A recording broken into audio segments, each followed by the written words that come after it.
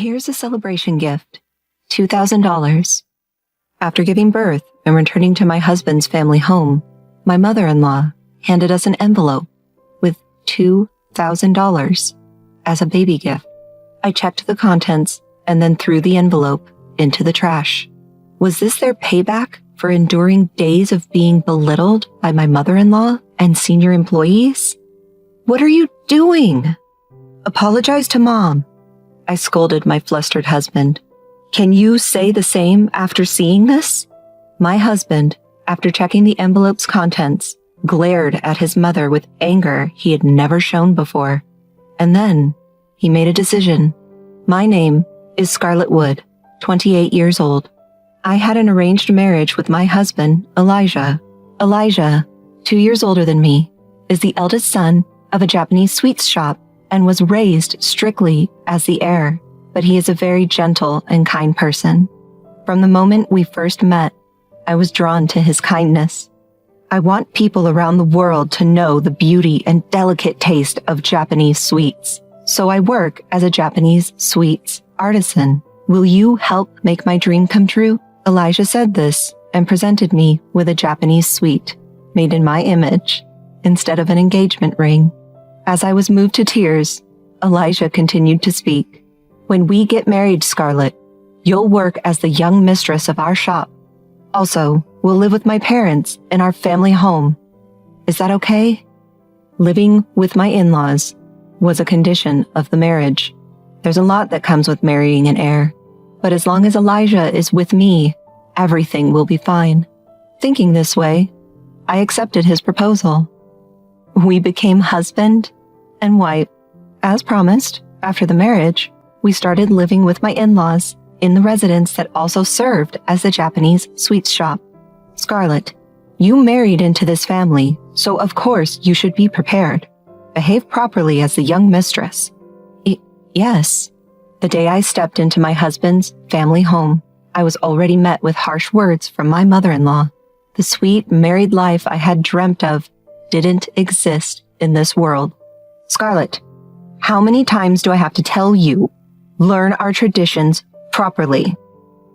Please be more aware that you're the young mistress and act accordingly. It's so hard on our head mistress to have someone like you marry into our family. I faced daily criticism from my mother-in-law and senior female employees. My father-in-law didn't speak much, but when he was watching me, I felt tense and would sometimes make mistakes because of it. He would sigh loudly, seeing my performance. There was no place for me to feel at ease in this house. But I was determined to work hard, earn everyone's approval, and become a wife Elijah wouldn't be ashamed of. That feeling alone kept me going. During this time, I found out I was pregnant. Take care of yourself and give birth to a fine heir. Everyone, starting with my mother-in-law, began to be more considerate of my condition. At the 5-month pregnancy checkup, I learned the baby's gender and excitedly shared the news during dinner with my in-laws and Elijah. Our baby is a girl. For a moment, everyone froze. A girl? Oh, a girl. Huh. Wait, no one is offering congratulations. Elijah kept his gaze down, silently continuing to eat without making eye contact with anyone. I was taken aback by everyone's attitude. Does an heir have to be a boy? Unable to understand the Mr. Wood family's mindset, I ate my meal in frustration. The next day, everyone's attitude changed completely. Pregnancy isn't an illness. Stop being spoiled and work hard. As soon as they found out the baby was a girl, the criticism and mistreatment from my mother-in-law and senior employees returned. Why can't a girl inherit the Japanese sweets shop? I felt sorry for my unborn child, who wouldn't be welcomed into the world with smiles and blessings. I made up my mind to protect her, no matter what. I think you've noticed, Elijah, I've been criticized every day since I married into this family. The way they treat me since they found out our child is a girl is unbearable. One day, I couldn't take it anymore and told Elijah, He looked troubled. Scarlett, I'm sorry. I'm still in training. I don't have the right to oppose this family. Please bear with it. If you learn your job quickly, I'm sure my mother and others will stop criticizing you. I'm very happy whether our child is a boy or a girl. Please take care of yourself. With that, Elijah quickly went to take a bath. Though he tried to be considerate, I was shocked by how unreliable Elijah was. But I rubbed my belly. I can't let this get me down. I'm going to be a mother. I must become strong for that reason. With that in mind, I endured the mistreatment and criticism alone, dreaming of the day my child would be born healthy. In my in-laws' home, I was mainly responsible for cooking dinner. When buying groceries, I'd pay for them first, then give the receipt to my mother-in-law, who would reimburse me. This system made it difficult to buy what I wanted since she checked the receipts meticulously. Because of this system and my mother-in-law's thorough examination of the receipts, it was hard for me to buy things I really wanted to eat. However, after becoming pregnant, I often found myself craving sour and sweet foods. Should I buy it?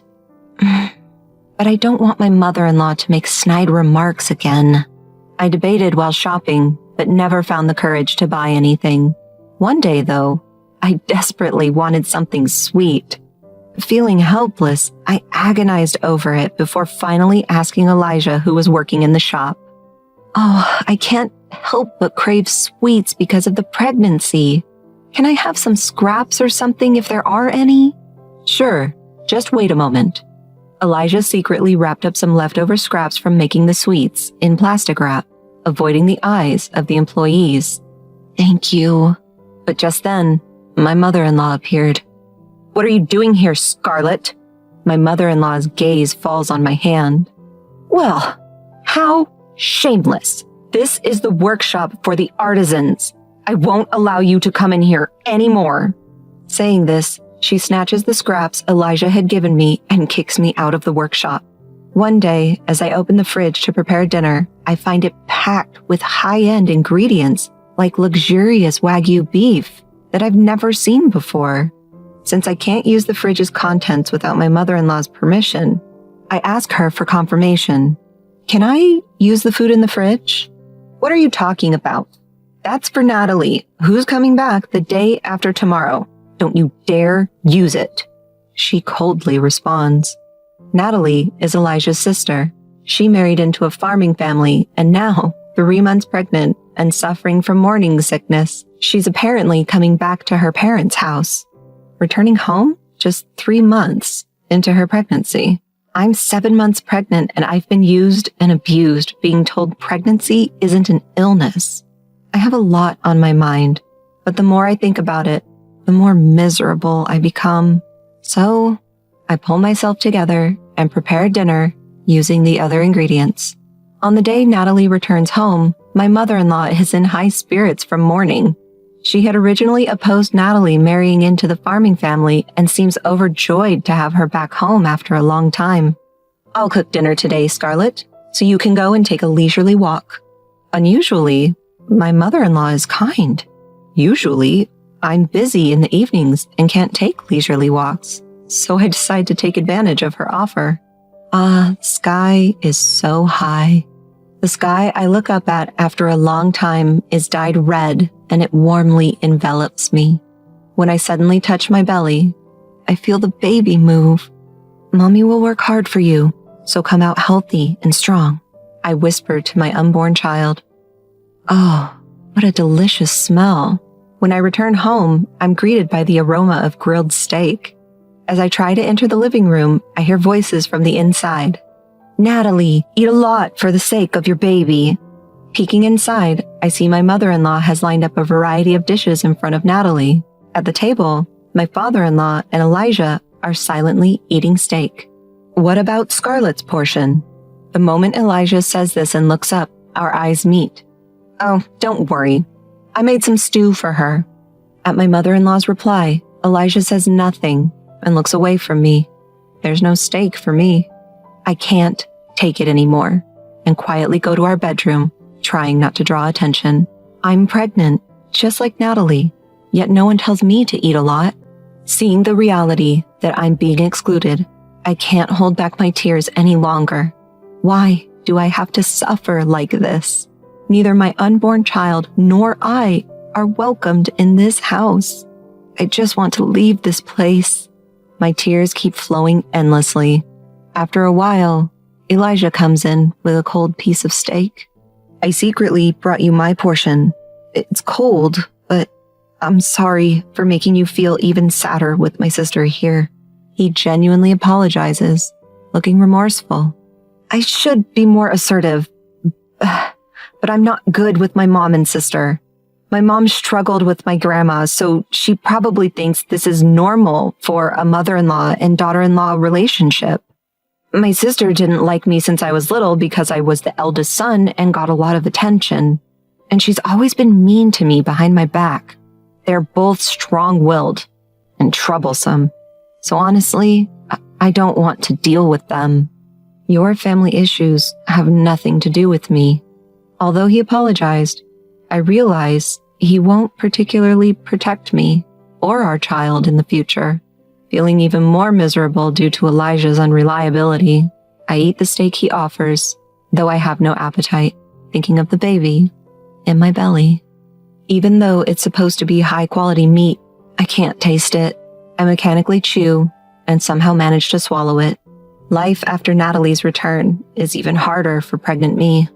Scarlett, please fetch this for me. My mother-in-law doesn't hesitate to make me work despite my big belly. Natalie, you should rest until your morning sickness subsides. Meanwhile, Natalie takes advantage of being pampered by her parents and lounges around the house all day. We're both pregnant, but even though my belly is much bigger, it's frustrating, but for now, I have to quietly endure it. Scarlett, I brought some pudding for you. The fact that Elijah started secretly buying me food I wanted to eat because he must have felt sorry for the unbearable treatment I was receiving was at least a small comfort. One day, I happened to see that Natalie's room was filled with high-end branded baby products and maternity items. I had held back and bought everything at a cheap store on the outskirts of town. Both our children would be grandchildren to my in-laws, so why is there such a difference? I tried not to care, but it made me very sad. On December 20th, I finally gave birth to a baby girl. Elijah cried tears of joy. I'll grow up quickly and protect both you and our child. Elijah made this promise to me. When we returned to my in-laws' house after being discharged from the hospital, my mother-in-law surprisingly welcomed us with a smile. Let me hold her for a bit. I handed the baby to my mother-in-law, and as expected, she was skilled at soothing the baby since she had raised 2 children herself. I guess she loves her grandchild after all. I felt a little relieved seeing my mother-in-law's demeanor. After a while, she returned the baby to me and took an envelope out of her pocket to give to Elijah. Here's a gift, $2,000. What? That much? I was surprised, but Elijah didn't seem too shocked. Maybe in this family, it's normal to give that much as a gift. Elijah handed the envelope to me without checking the contents, so I put the baby in the crib before accepting it. I checked the contents, just in case. What? What is this? My mother-in-law looked away, smirking. Enough already. I threw the envelope into the trash. Hey, what are you doing? Apologize to my mom. Elijah panicked. Would you say the same thing if you saw this? I picked up the discarded envelope and showed Elijah the contents. Upon seeing it, Elijah furrowed his brows. Unbelievably, instead of $2,000, the envelope contained a bundle of receipts and invoices for luxury food and maternity items that my in-laws had prepared for Natalie. What's the meaning of this, Mom? Even Elijah raised his voice. It's only natural for the eldest son's family to pay for our household expenses. My mother-in-law shamelessly spouted nonsense. Why should we have to pay for the maternity items and baby gear meant for Natalie, who had married into our family? I can't stay silent any longer. I made up my mind to leave this house with my child. At that moment, Elijah's low voice echoed, I'm leaving this house. What? The room went quiet, and everyone, including me, looked at Elijah. Elijah glared at his mother with a rage I'd never seen before. "What do you think we are?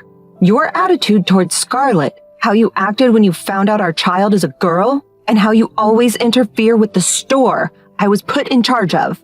I've always been unhappy with it, but as the eldest son of this confectionery shop, I thought I'd endure it until I became a capable person to protect the shop. However, I've reached my limit. Our family is leaving this house. I won't take over the shop. Thank you for everything," Elijah said and deeply bowed to his parents. My in-laws were speechless at the unexpected turn of events and eventually left the room silently. "Scarlett, I'm truly sorry for everything. I'll protect you and our child. I decided to leave this house on my own. But will you stay by my side?" Elijah's face returned to its usual gentle expression. "Yes, thank you for protecting us. Let's overcome any difficulties together as a family of 3. From the next day, Elijah started looking for a new home, and a week later, our new life as a family of 3 began. Our new home was a small 2DK apartment, but it was very happy and a comforting space for me. Make sure you eat a lot and sleep well when you can. And to my surprise, our new home was only a 5-minute walk from my parents' house. Elijah is really a wonderful person. It's rare for someone to admit their weakness and ask for help as an adult. According to my mother, had explained and apologized for everything to my parents the night he decided to leave, asking for their help moving forward. "You can always rely on us. We're so happy that you're close by." I cried at my mother's kindness. Elijah occasionally gets messages from his mother asking to show their grandchild, but he seems to only send pictures. After discussing as a couple, we decided that our family and his parents should keep a distance for a while, and we never told them our new address. Thanks to that, we were able to live peaceful days. "Scarlett, we're running out of diapers. I'll go buy some." Elijah actively helped with housework and childcare, and we cherished our modest happiness, living humbly every day. "I'm thinking of starting my own business." One day, Elijah came to me for advice. Even though the path to inherit his family's business had been closed off, Elijah, who had been fascinated by traditional Japanese sweets since he was a child, had not given up on being involved with them. His dream of sharing the beauty and delicate taste of Japanese sweets with people all over the world, which he had shared with me before we got married, was still alive in his heart. To make that dream come true, Elijah decided to start an online store for Japanese sweets. I was inspired by him. I wanted to help him achieve his dream too. With that thought in mind, I wondered if I could utilize the experience I had gained while briefly involved in making Japanese sweets at my in-laws' house, and I brainstormed in between housework and childcare. "Look at the beautiful Japanese sweets Papa made." One day, showed our child the Japanese sweets he had made. Although our 0-year-old child couldn't eat them yet, their eyes sparkled, and they laughed excitedly at the sight of gentle colors unique to Japanese sweets. Seeing that, I had a flash of inspiration. What about Japanese sweets that even babies can eat? In my head, I pictured cute baby smiles and Japanese sweets overlapping. As soon as I told Elijah, he agreed, saying, "That's a great idea," and incorporated my suggestion.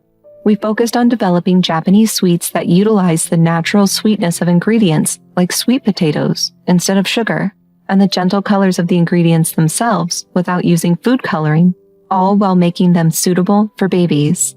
And in about 3 months, we created the product we had envisioned. At first, we placed our sweets in a friend's Japanese sweet shop and observed the customers' reactions. The feedback was better than we could have ever imagined, with comments saying they were perfect for first meals and birthday parties. This could work.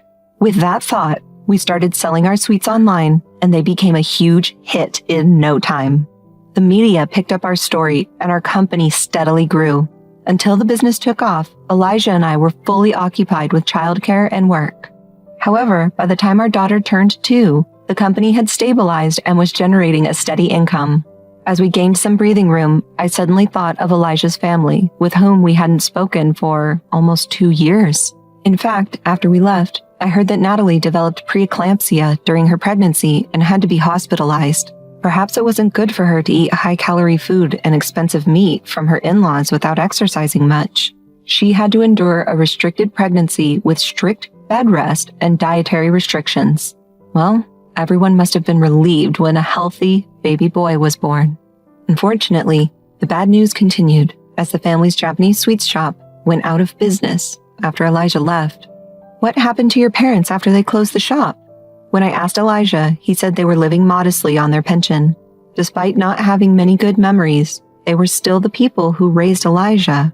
2 years had passed since we left his family's home, and our anger had somewhat subsided. So, after discussing with Elijah, we decided to give each of his parents $2,000 in cash as a birthday present. By the way, the amount of $2,000 came from the $2,000 his mother had mentioned as a childbirth gift. We didn't know if she remembered, but if she did, we hoped she would reflect on it. Later, we received a message from Elijah that the money we sent by registered mail had arrived. His parents were apparently very happy. Although we weren't ready to visit his family's home yet, we believed time would resolve this issue. As long as we live our lives with pride, things should move in a positive direction. Childcare is still a challenge, but with the support of my parents, I can focus on Japanese sweets with Elijah. Mom, is this my candy? Yes, Cherry. The cherry blossom petals are beautiful, aren't they? Tasty? Delicious. I'm so happy. My daughter touches her cheek with a delighted expression. This is a Japanese sweet we developed to be edible even for 1-year-olds, melting in their mouths without needing to be chewed. We made it into a cute Japanese sweet shaped like cherry blossom petals, inspired by our daughter's name, Cherry. I hope this sweet, like our child, brings smiles to everyone's faces. Mom, here! Open wide! My daughter feeds me a piece of the sweet. The gentle sweetness melts in my mouth. I love that face, Mom. I hope this blissful moment with Japanese sweets reaches people all around the world.